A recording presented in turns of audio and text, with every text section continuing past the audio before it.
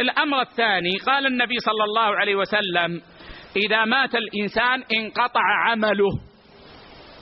الواحد منا إذا مات يا إخوة ينقطع عمله، بمعنى أنه لا يجري عليه الثواب، وإلا فالعمل محفوظ، إن كان خيرا فهو محفوظ، وإن كان شرا فهو محفوظ.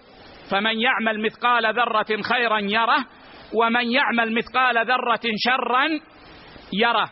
فالمقصود بانقطاع العمل يا إخوة هنا انقطاع الحسنات، وهو أن الإنسان لا تجري عليه حسنات. ولهذا يا إخوة نهينا عن تمني الموت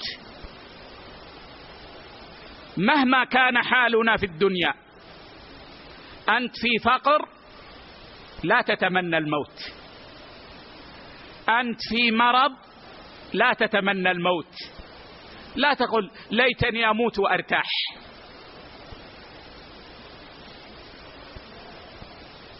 لأن الإنسان إذا مات انقطع عمله، والمؤمن لا يزيده عمره إلا خيرا، حتى لو كان في حال الفقر. إذا صبر فهذه حسنات،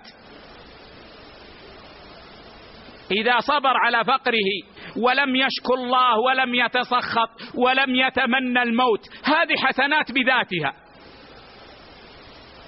إذا مرض وصبر على المرض فهذه حسنات بذاتها.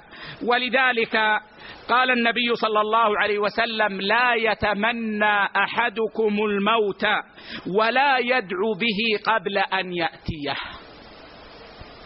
لا يتمنى أحدكم الموت ولا يدعو به قبل أن يأتيه، إنه إذا مات أحدكم انقطع عمله.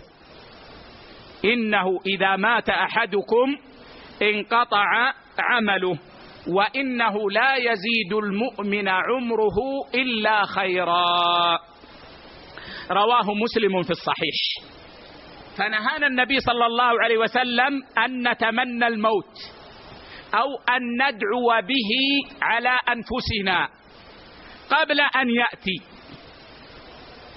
لماذا؟ ما العلة؟ العلة أنه إذا مات أحدنا انقطع عمله. أما إذا بقي فإن المؤمن مهما كان لا يزيده عمره إلا خيرا، لا يزيده عمره إلا خيرا. وفي هذا بشارة للمؤمنين يا إخوة. الموحد المصلي الذي سلم من دماء الناس، انتبهوا، الموحد الذي لا يشرك بالله، المصلي الذي لا يترك الصلاة المفروضة أبدا، الذي سلم من دماء الناس لن يخلو من الخير، بل يرجى أن يكون خيره أكثر من شره. لأن النبي صلى الله عليه وسلم قال: وإنه لا يزيد المؤمن عمره إلا خيرا. لكن لا بد أن يكون موحدا حتى يكون مؤمنا، ولا بد أن يكون مصليا حتى يكون مسلما، فإن الذي لا يصلي ليس بمسلم. العهد الذي بيننا وبينهم الصلاة، فمن تركها فقد كفر. ولا بد أن يسلم من دماء الناس،